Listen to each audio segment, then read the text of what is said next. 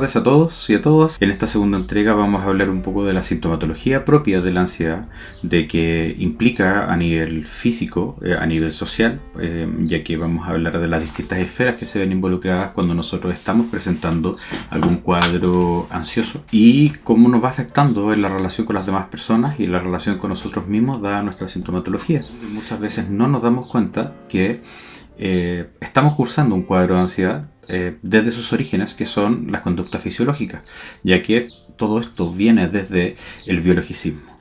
Posteriormente dan paso a las emocionales, pasan a las conductuales. Hasta el momento las emocionales, las fisiológicas y las emocionales son internas, son a nivel de pensamiento. A menos que yo las converse o se las cuente a alguien, están dentro de mí. Cuando ya pasan a ser conductuales en el mundo real. Al pasar en el mundo real nosotros ya lo hacemos parte de un entorno.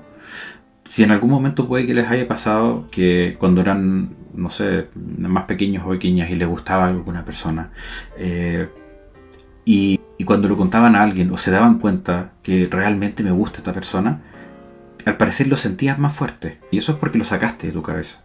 Lo hiciste real, lo hiciste tangible. Pasar a ser conductual pasa al mundo real, pasa a términos reflexivos. Muchas veces las reflexiones las hacemos con otras personas que te nutren con otra reflexión, porque tú le cuentas algo a alguien y ese alguien te da una visión y esa visión muchas veces te hace sentido. Ese pensamiento o esa conducta que tú tuviste tú la introyectas y al introyectarla entra contaminada, positiva o negativamente. Entonces entramos en un círculo de la sintomatología de la ansiedad. ¿Por qué le llamo un ciclo? Porque estas sensaciones aumentan la sintomatología fisiológica y volvemos al punto 1. Al volver al punto 1 de la sintomatología fisiológica, aumentan además los síntomas propios de la emoción, entendiendo que las emociones son biológicas y no se pueden controlar. La emoción se puede encaminar, se puede causar, se puede acompañar, porque tus emociones son biológicas. Lo que es psicológico son los sentimientos que nacen de las emociones, pero la emoción es biológica. Y el primer desencadenante ante algún peligro son los síntomas fisiológicos propiamente tal, porque tu cuerpo necesita estar preparado para enfrentarse a algún evento y arrancar, o atacar, o defenderse. Nos encontramos con algunas sintomatologías que son esperables, por ejemplo el dolor abdominal y la presión torácica.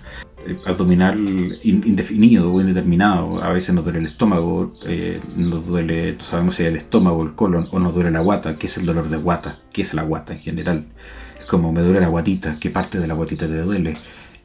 Me duele el estómago, la boca del estómago, me duele el colon, me duele por aquel lado, tengo una punta acá, ¿qué es lo que está acá?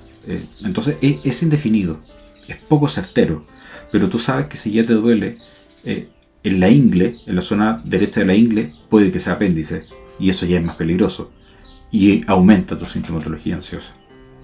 La presión torácica también, porque muchas veces esta capacidad pulmonar que tenemos de respirar se acorta cuando nosotros tenemos cuadros que pasan muchas veces de la ansiedad a la angustia y se asocian muchas veces a sensaciones de hormigueo en un brazo. Podemos asociar un infarto. En el punto número 2, que tiene que ver con las náuseas, y eso es debido a el incremento que existe en términos de la noradrenalina y la adrenalina propiamente tal, y la disfagia, que es la dificultad para tragar, y la sequedad bucal. Esto se hace más presente en los momentos cuando el individuo tiene que exponer, hablar delante del público, hay poca secreción de la saliva y como que te cuesta un poco tragar. El punto 3 tiene que ver con la tinnitus, que es este zumbido como en los oídos, el desequilibrio y el mareo. Tiene mucho que ver también con el cerebelo. El cuarto elemento tiene que ver con la sudoración. Hay un aumento de la sudoración. Clásicos son las manos, la frente y la cara, en términos generales debajo de la nariz, y la fatiga y los temblores del cuerpo usualmente se ven en las piernas, los movimientos de las piernas, los movimientos de las manos. Es regular y es muy común que las personas que están presentando temblores en las manos o temblores en alguna parte del cuerpo y además sudoración, les preocupe que otras personas se den cuenta. Entonces eso aumenta la tensión y aumenta la presión emocional. Como no se pueden regular los síntomas fisiológicos, es posicionar las manos sobre las rodillas. Pones las manos sobre tus rodillas de esta manera, o si tienes las piernas cruzadas, pones una mano sobre la otra, y así al presionar tus manos no se nota que estás tiritando. o que estás temblando, pero que no sea un problema en el fondo, como ir reconociendo que estos son síntomas que te pasan cuando tiendes a estar nervioso o nerviosa. Los trastornos del sueño se presentan en una consecución. Son varias cosas el trastorno del sueño. Como nosotros estamos ante un peligro inminente, tenemos que estar en vigilia. Y al estar en vigilia, nos planteamos la idea de que debemos estar atentos o atentas. Y eso hace que no podamos conciliar el sueño. Y ahí es donde esto se transforma en el insomnio. No puedo dormir porque son más cosas en la noche. Y usualmente las noches posteriores empiezan a ser más aterradoras emocionalmente.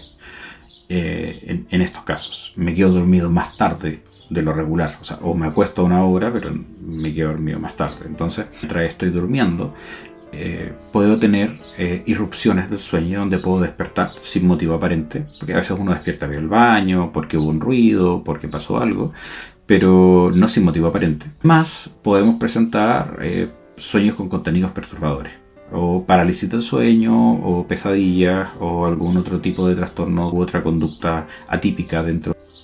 Cuando ya hablamos de la conducta de la vigilia, la persona despierta con una sensación de que su sueño no ha sido reparador, y eso a su vez se conecta con la segunda parte que tiene que ver con las cefaleas, con este descanso físico no logrado que me genera un dolor de cabeza. O sea, despierto cansado, me duele la cabeza y parece que fue peor. Tiene que ver con que no estoy descansando por el exceso de adrenalina que tuve, que no lo pude eliminar de alguna manera. El sistema gástrico funciona de una manera independiente. Sin embargo, cuando nosotros somos conscientes que estamos, por ejemplo, con alguna inflamación gástrica, cuando me pongo nervioso y me hincho, por ejemplo, y la ropa me queda apretada o me queda incómodo, me pongo más nervioso, y eso es consciente. Y eso me genera más tensión o más presión. Por ejemplo, el meteorismo, estos trastornos gástricos de la hinchazón o la constipación nos generan reacciones emocionales.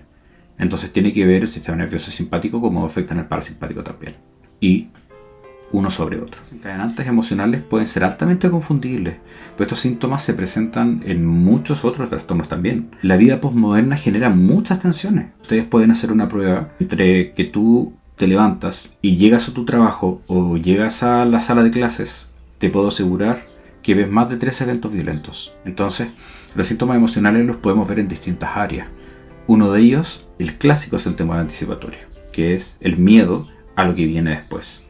Después, algo que no sabemos. Este miedo que proviene desde una esfera de lo propio y de lo que yo no conozco.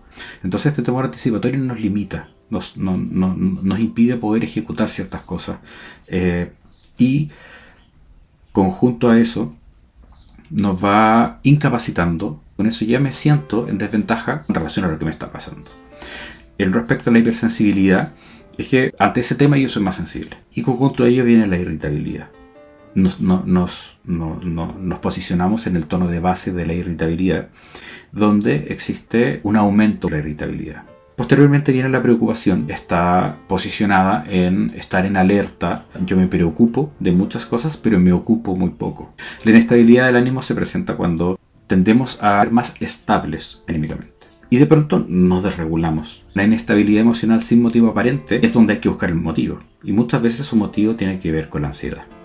La tolerancia a la frustración se refiere a cuánto yo estoy tolerando, cuánto yo estoy aguantando el fracaso. Si algo me funciona mal una vez, lo intento. Si algo me funciona mal, otra vez lo intento. Y si algo me funciona mal una tercera vez, ya no hay una cuarta. Además, están los cambios abruptos de humor, que a veces puedo estar más maníaco, con una conducta más exacerbada, más reactivo, más alegre, más chistoso, más hablador. En otros momentos puedo estar en el otro extremo de tener un afecto más depresivo, de andar más callado, de andar más introvertido, pero este cambio es abrupto. O sea, en un momento un quiebre. Y ahí cambio mi humor. Sin embargo, cuando nosotros ya lo estamos llevando, los conductores, cuando lo sacamos de nuestra cabeza, cuando ya lo estamos llevando al mundo real, o sea, al mundo que habitamos, ya no es un constructo teórico, ya no es algo que yo pienso. Tiendes, por ejemplo, a la introversión, a irte hacia adentro. Es muy probable que en momentos de ansiedad tiendas a que esa conducta de la introversión sea más profunda. Y si eres extrovertido, puede que tiendas a generar conductas más de extroversión. La reacción, desde la agresión, pasividad y evasión, viene como una reacción propia desde el miedo. Te posicionas desde un ser agresivo, desde un ser pasivo o desde un ser evitativo. La reacción desde la impulsividad tiene que ver con conducta que yo no estoy pensando. con la conducta que yo solamente estoy haciendo. Lo sentí, lo hice. Y la impulsividad a veces es tendencia en ciertas personalidades. Sin embargo, se ve acrecentada en cuadros de ansiedad. Las disfunciones sexuales. Desde la inhibición del deseo sexual hasta las disfunciones eréctiles o las sequedades de la mucosa vaginal o del flujo vaginal, que generan a su vez un bucle y un ciclo por los cuestionamientos.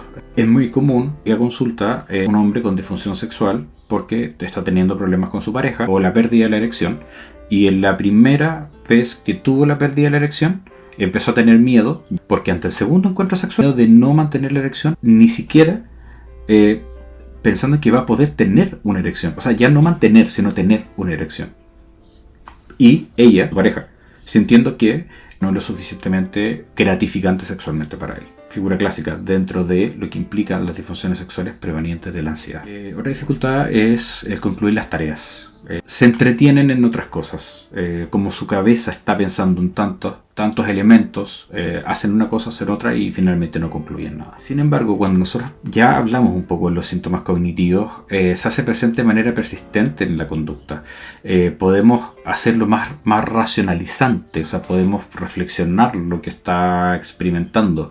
Entonces tenemos pensamientos rumiantes, que son estos pensamientos que nos acompañan todo el día, asociados a dificultad para la evocación de la memoria. Es frecuente que vuelvan a tu conciencia cosas que ya tenías incorporadas, y es muchas veces que esta evocación de la memoria es porque no pusiste atención, no es porque tengas problemas de memoria. Que hay una merma en la concentración, y en tres partes.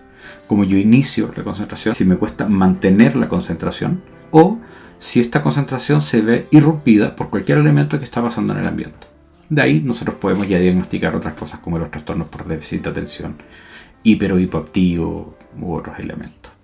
Y esto nos lleva a estos bucles de pensamiento, entendiéndolos como espirales de pensamiento. Pero lo que siempre tenemos que entender es que la ansiedad per se y la ansiedad en sí no es una enfermedad. La ansiedad es una defensa porque le permite al organismo adaptarse y mantenerte con vida a este entorno, a lo que está pasando. Es una lucecita que te avisa que algo no está funcionando bien, pero nosotros no le prestamos atención. La ansiedad te ayuda a escapar de estos peligros inminentes.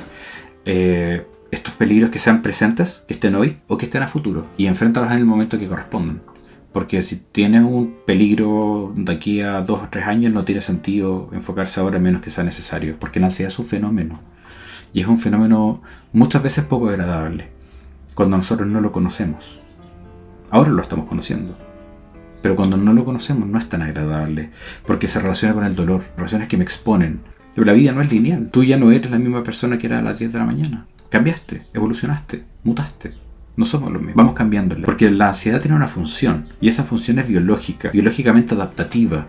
Alerta al organismo para sobrevivir al peligro de la vida, al peligro de la vida real o al peligro de la vida afectiva. Vida afectiva que te puede generar tú mismo, porque responde a los estímulos reales del ambiente. Te permite adaptarte al contexto, al lugar donde tú estás habitando.